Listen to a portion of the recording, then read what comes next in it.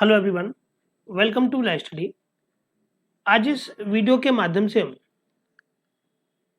उत्तराखंड लोक सेवा आयोग द्वारा ली जाने वाली न्यायिक सेवा परीक्षा के लिए पूर्व के वर्ष में पूछे गए ट्रांसफर एंड प्रॉपर्टी एक्ट पर आधारित कुछ एमसीक्यूज आपके साथ डिस्कस करेंगे। ये एमसीक्यूज वर्ष 2002 पर आधारित है। सो स्टूडेंट्स, आप अगर चैनल को पहली बार विजिट कर रहे हैं तो आप चैनल को सब्सक्राइब कर लें तथा उसके पास बने बेल आइकन बटन को प्रेस कर लें, जिससे कि सभी वीडियोज के नोटिफिकेशन आपको मिल सके। वीडियो को पसंद आता है आपसे लाइक करें तथा अपने दोस्तों के साथ शेयर करना ना भूलें। अब आप प्ले स्टोर से हमारी एप्लीकेशन ला स्टडी को डाउनलोड कर सकते हैं। यहाँ आप फ्री एवं पेड दोनों प्रकार की टेस्ट सीरीज का लाभ उठा सकते हैं। फ्री टेस्ट सीरीज के लिए आपको एप्लीकेशन के लेफ्ट हैंड साइड में बने 3 बटन पर फ्री टेस्ट सीरीज में जाना होगा तथा फ्री स्टडी मटेरियल में जाना होगा। यहाँ से आप काफ़ी स्टडी मटेरियल भी डाउनलोड कर सकते हैं, वीडियोज़ भी देख सकते हैं। साथ ही कुछ एमसीक्यूज की बुक्स भी यहाँ पर अपलोड की गई हैं, उन्हें भी आप अपने लिए उपयोग कर सकते हैं। यहाँ पेड सेक्शन में, स्टोर सेक्शन में आपको एक टेस्ट सीरीज की सुविधा दी जा रही है। यहाँ 15,000 एमसीक्यूज आपको प्रोवाइड किए जा रहे हैं, जिसमें 8,000 एमसीक्यूज लगभग यहाँ उपलब्ध हैं इस समय, और 20 प्रश्न प्रतिदिन आपको एक विषय से, जिनमें IPC, CrPC, evidence, contract, CPC, constitution law, Hindu law, मुस्लिम लॉ, टॉर्ट, जूरिस्प्रूडेंस, ये सभी विषय रहते हैं। इन पर आधारित एमसीक्यूज आपको प्रोवाइड किए जाते हैं। आप ये एमसीक्यूज की टेस्ट सीरीज को पूरे 1 वर्ष के लिए उपयोग कर सकते हैं। इसके लिए आपको हमारी एप्लीकेशन के स्टोर सेक्शन में विजिट करना होगा। अब तक यहाँ पर 7300 एमसीक्यूज दिए जा रहे थे, लेकिन अब यहाँ पूरे 15,000 एमसीक्यूज आपको पूरे 1 वर्ष के दौरान उपयोग के लिए मिलेंगे। आप इन्हें किसी भी राज्य की न्यायिक सेवा परीक्षा के लिए प्रयोग कर सकते हैं। साथ ही आप हमारे टेलीग्राम चैनल ला स्टडी तथा ला स्टडी डिस्कशन को भी ज्वाइन करें। दोनों टेलीग्राम चैनल के लिंक वीडियो के डिस्क्रिप्शन में दिए गए हैं। यहाँ आप स्टूडेंट्स की सुविधा के लिए ये चैनल हैं। यहाँ आपसी वार्तालाप के माध्यम से आप अपनी समस्याओं का समाधान कर सकते हैं। हमारे इंस्टाग्राम पेज law.study-123 को भी आप फॉलो करें तथा फेसबुक पेज लॉ स्टडी 123 को भी आप फॉलो कीजिएगा। फेसबुक पेज का लिंक भी वीडियो के डिस्क्रिप्शन में दिया गया है, वहाँ से आप हमारे फेसबुक पेज को फॉलो अवश्य करें। यहाँ नई नई जानकारियाँ, नए करंट के केसेस वगैरह ये सब यहाँ अपलोड किए जाते हैं।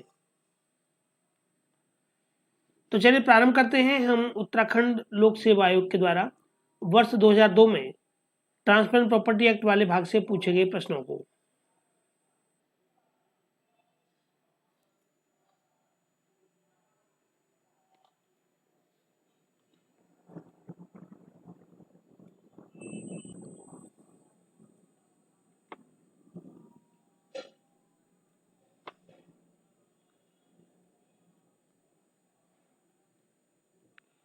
इससे पहले का एक वीडियो हम अपलोड कर चुके हैं, जो कि जनरल स्टडी पर आधारित था।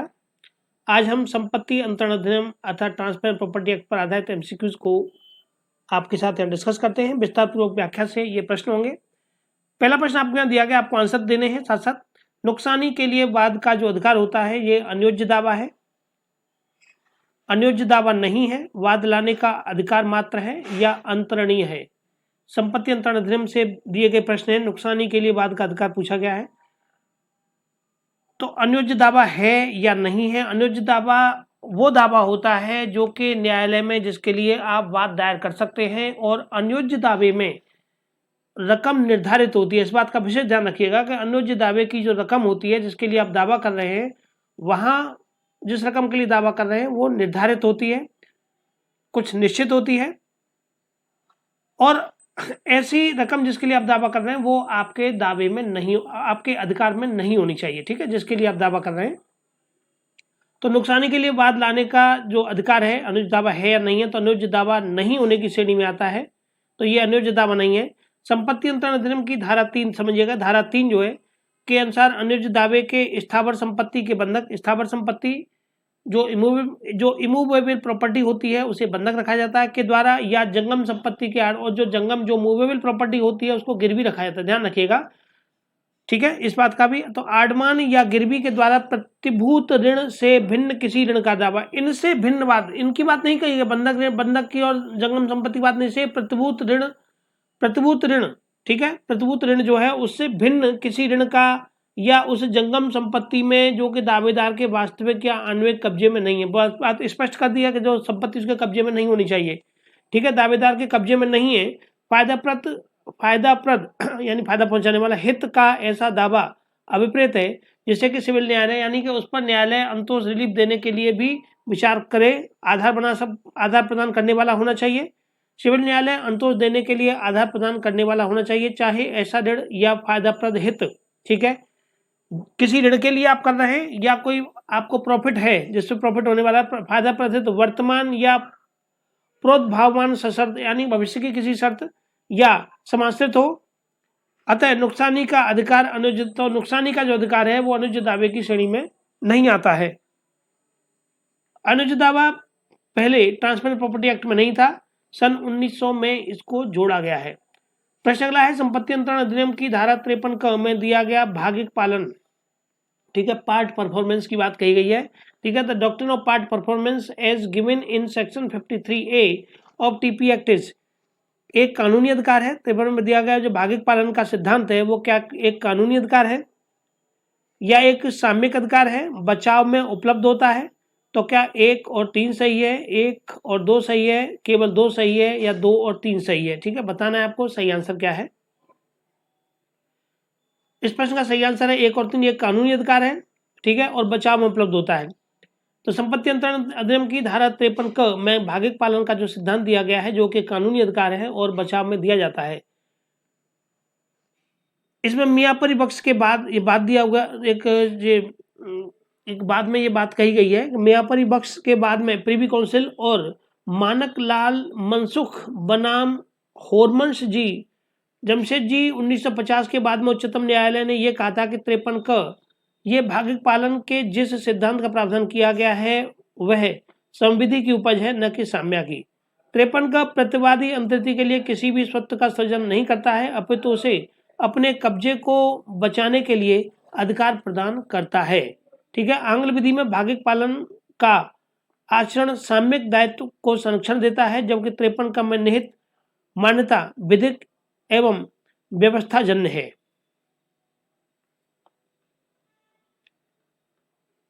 अगला प्रश्न लेते हैं।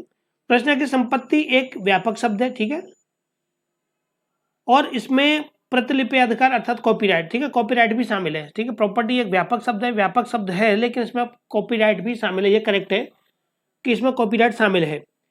संपत्ति अंतरण अधिनियम पेटेंट सहित सभी प्रकार की संपत्तियों का पर विचार करता है, लेकिन पेटेंट इसमें शामिल नहीं है, ठीक है। कॉपीराइट शामिल है लेकिन पेटेंट इसमें शामिल नहीं है। कथन दिया हुआ है मैं, उसका कारण ये है, ठीक है। प्रतिलिपि अधिकार शामिल है क्योंकि इसमें पेटेंट को पेटेंट पर भी विचार करता है, इसीलिए इसके कथन की बात कही गई कि इसलिए उसमें प्रतिलिपि अधिकार या कॉपीराइट शामिल है क्योंकि उसमें पेटेंट है। तो अब यहाँ इसमें पूछा गया क्या कथन और कारण दोनों सही है, कारण कथन की सही व्याख्या करता है, कथन और कारण, कथन सही है, कारण गलत है, कथन गलत है, कारण सही है। तो बताइएगा इसमें सही आंसर क्या हो सकता है।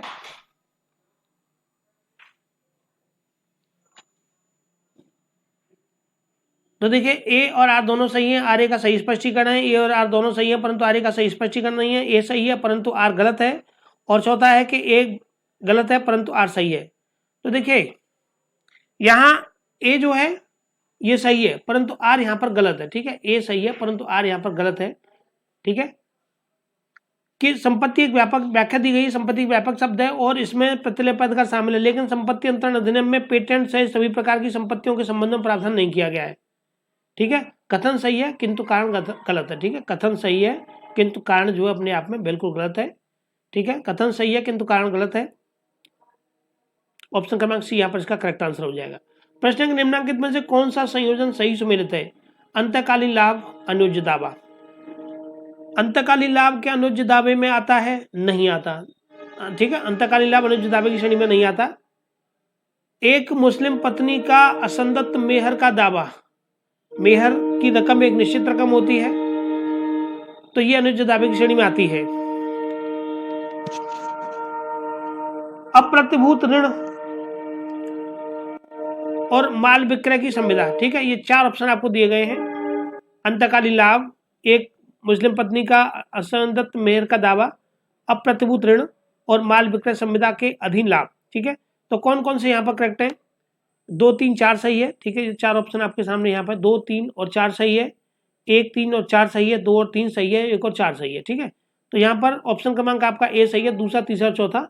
यानी कि एक मुस्लिम पत्नी के मेहर का दावा, अप्रतिभूत ऋण, ये भी अनुचित दावे में आता है, और माल विक्रय संविदा से के अधीन लाभ, क्योंकि सभी में एक निश्चित रकम होती है, इसीलिए ये सभी अनुचित दावे की श्रेणी में आते हैं। तो ऑप्शन क्रमांक ए यहाँ पर 2, 3, 4 सही है।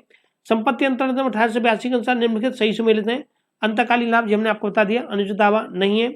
बाकी मुस्लिम पत्नी के मेहर का दावा, अप्रतिभूत ऋण और माल विक्रय की संविदा के अधीन लाभ, ये सभी अनुचित दावे की श्रेणी में आते हैं। प्रश्न है कि प्रोबंध का उपचार निम्नलिखित बंधकों में से किसमें उपलब्ध है? ठीक है, प्रोबंध का उपचार, भोग बंधक, सादा बंधक, सशर्त विक्रय के द्वारा बंधक और अंग्रेजी बंधक। तो प्रोबंध का जो का उपचार है ये सम्मिलित है आपका सशर्त विक्रय के द्वारा बंधक में। सशर्त विक्रय द्वारा बंधक अर्थात ऑप्शन क्रमांक सी यहाँ पर इसका करेक्ट आंसर है, ठीक है। सशर्त विक्रय के द्वारा बंधक में शामिल है ये। संपत्ति अंतरण अधिनियम 1882 की धारा 58 के ग में सशर्त विक्रय के द्वारा बंधक में प्रोबंध के अधिकार को बंधक सहित, प्रोबंध का अधिकार जो बंधक ग्रहीता को है, शेष अन्य बंधक जो प्रोबंध के अधिकार में शामिल नहीं है। प्रश्न अगला है कि निम्नलिखित में से क्या विक्रय का अनिवार्य तत्व नहीं है? ठीक है, क्या विक्रय का अनिवार्य, विक्रय अर्थात बेचा जाना, तो बेचे जाने के लिए क्या चीज आवश्यक तत्व नहीं है? पक्षकार, देखिए आप दुकान पर सामान लेने जाओगे या कोई भी आप प्रॉपर्टी सेल कर रहे हो, पक्षकार होने जरूरी है, एक लेने वाला हो, एक देने वाला हो। विषय वस्तु, कोई प्रॉपर्टी होनी चाहिए, ठीक है, प्रॉपर्टी हो, कोई सामान हो, वस्तु जो भी हो, ठीक है। और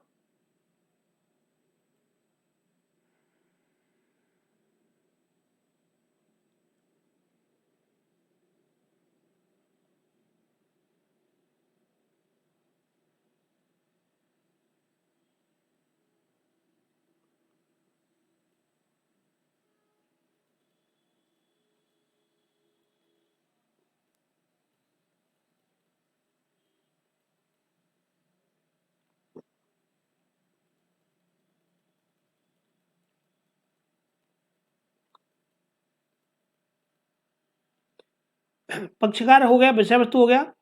इसके बाद है अंतरण अथवा हस्तांतरण। बिल्कुल बिल्कुल है, अंतरण और या हस्तांतरण, उसका ट्रांसफर भी होना जरूरी है, ठीक है, ट्रांसफर होना जरूरी है, पक्षकार होना जरूरी है, विषय वस्तु होना जरूरी है। कीमत का नकद भुगतान, हाँ ये आवश्यक नहीं है, कीमत का नकद भुगतान हो ये जरूरी नहीं है। आपने आज कोई चीज बेच दी तो वो हो सकता है वो बाद में पैसे दे देगा, ठीक है, या किसी और रूप में पैसे दे दे, जरूरी नहीं कि वो पैसे ही दे आपको, किसी और उसके बदले में कोई और भी आपको वस्तु दे सकता है, ठीक है। तो कीमत का नकद भुगतान हो यह आवश्यक नहीं होता है। तो इसकी व्याख्या बताती है कि संपत्ति अंतरण अधिनियम 1882 के अध्याय 4 में विक्रय संबंधित प्रावधान वर्णित किए गए हैं, जो कि धारा 54 से लेकर के 57 तक में प्रावधानित है।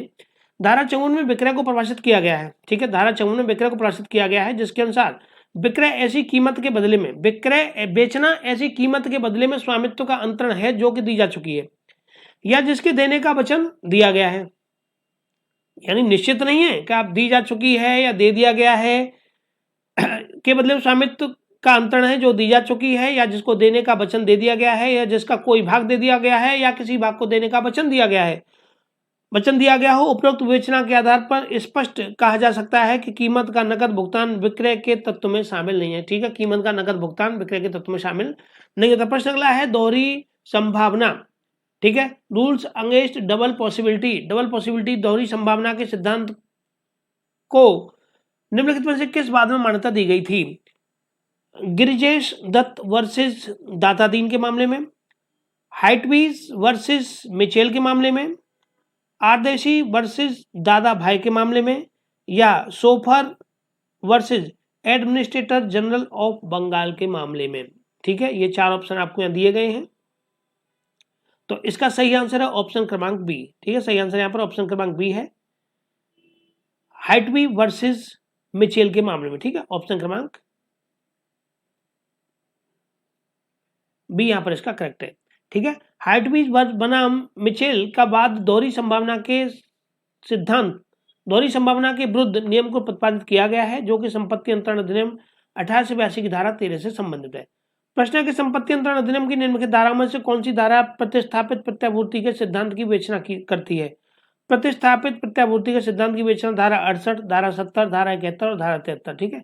प्रतिस्थापित प्रत्याभूति के सिद्धांत की विवेचना कौन सी धारा करती है? 68 करती, 70 करती। ये है ऑप्शन क्रमांक डी इसका सही आंसर है। ऑप्शन क्रमांक डी सेक्शन 73। ठीक है, सेक्शन 73 इस संबंध में प्रावधान करता है।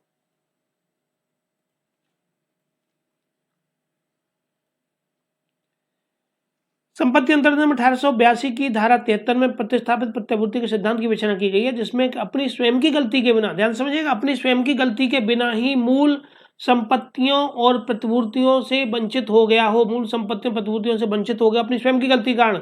अतः उत्तर डी यहाँ पर सही है, सेक्शन 73 सही है।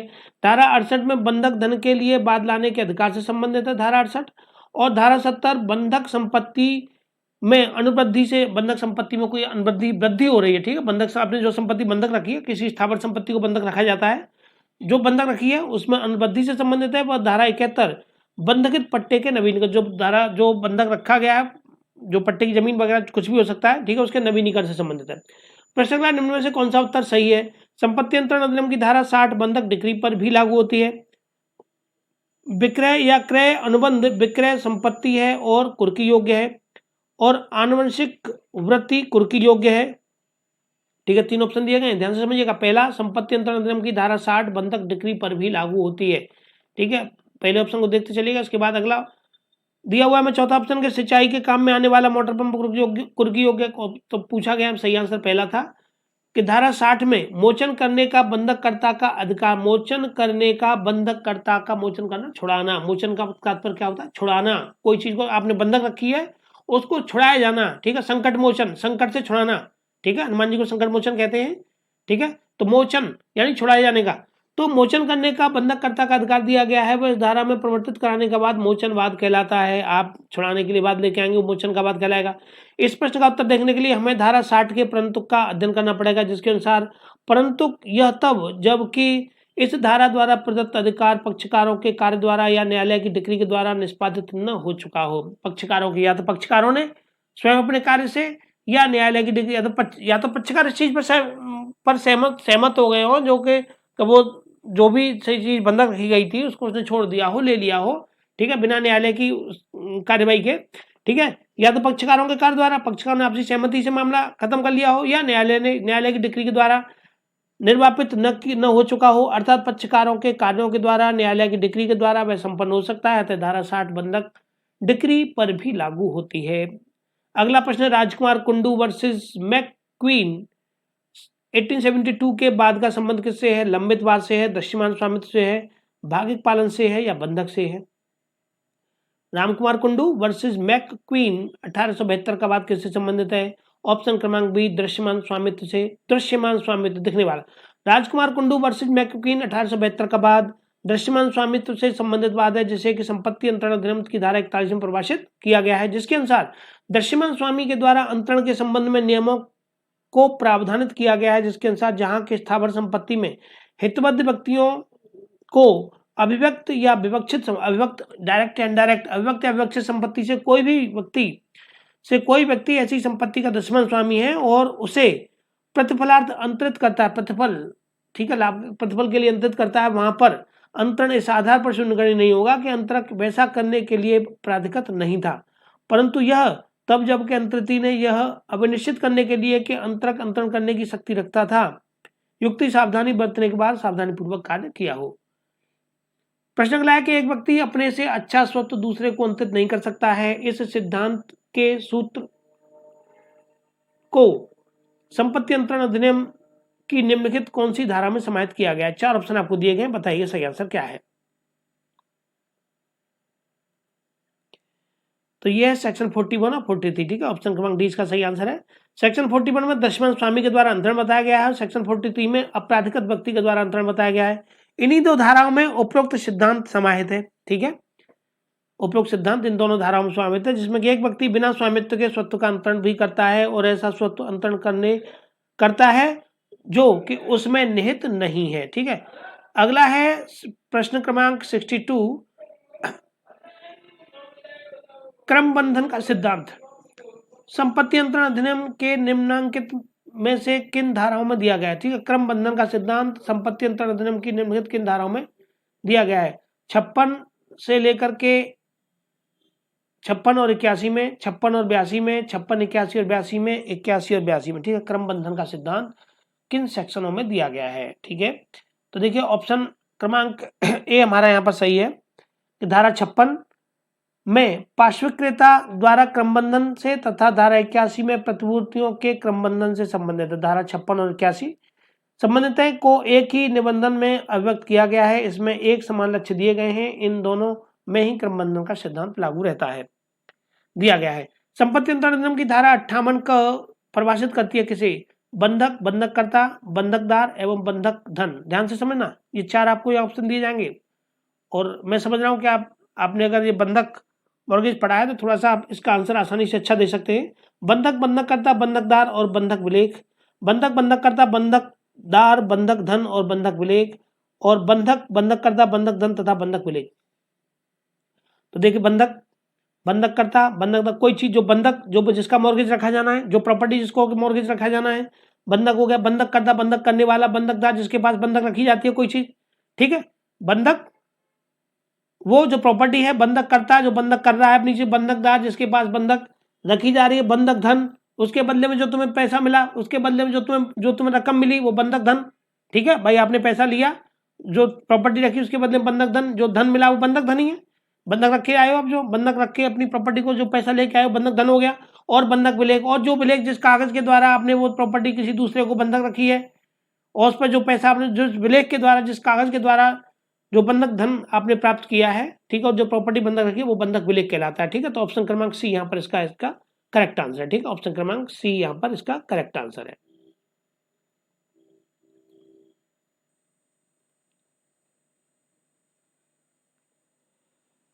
संपत्ति अंतरण अधिनियम 1882 की धारा 58 के खंड का के अनुसार बंधक विनिर्दिष्ट स्थावर संपत्ति में किसी हित का वह अंतरण होता है जो उधार के तौर पर दिए गए या दिए जाने वाले के सदाय के या वर्तमान या भावी ऋण के सदाय को या ऐसे वचनबंध का पालन जिसमें धन संबंधी दायित्व पैदा होता है प्रतिभूत करने के प्रयोजन से किया जाता है।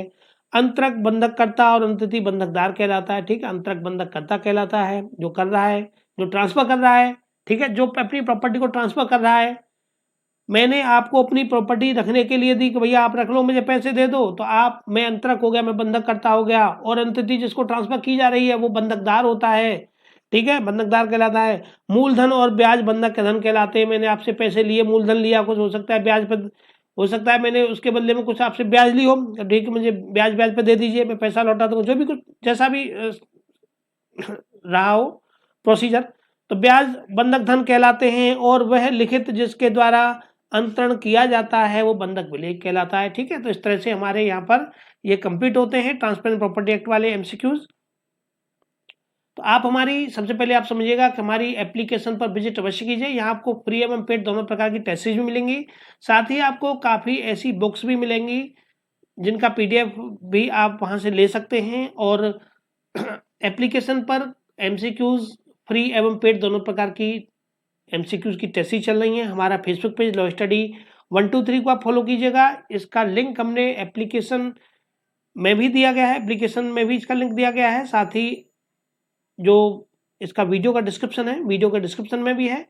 और हमारा जो यूट्यूब चैनल है, यूट्यूब चैनल पर भी फेसबुक पेज का लिंक लगा हुआ है, तो आप इसे फॉलो कर सकते हैं हमारे फेसबुक पेज को। और टेलीग्राम चैनल ला स्टडी और ला स्टडी डिस्कशन को भी आप फॉलो कीजिएगा। यहाँ भी हम आपको मटेरियल्स, नए नए केसेस, एमसीक्यूज वगैरह उपलब्ध कराते रहते हैं। इंस्टाग्राम पेज पर भी आप हमें फॉलो कीजिएगा। एप्लीकेशन ला स्टडी को डाउनलोड कीजिएगा। 15,000 एमसीक्यूज की यहाँ पर सभी राज्यों की न्यायिक परीक्षाओं के लिए ये टेस्ट सीरीज यहाँ पर चल रही है, तो आप इसे फॉलो कर सकते हैं और अपनी न्यायिक परीक्षा की तैयारी को बेहतर बना सकते हैं। Thank you for watching.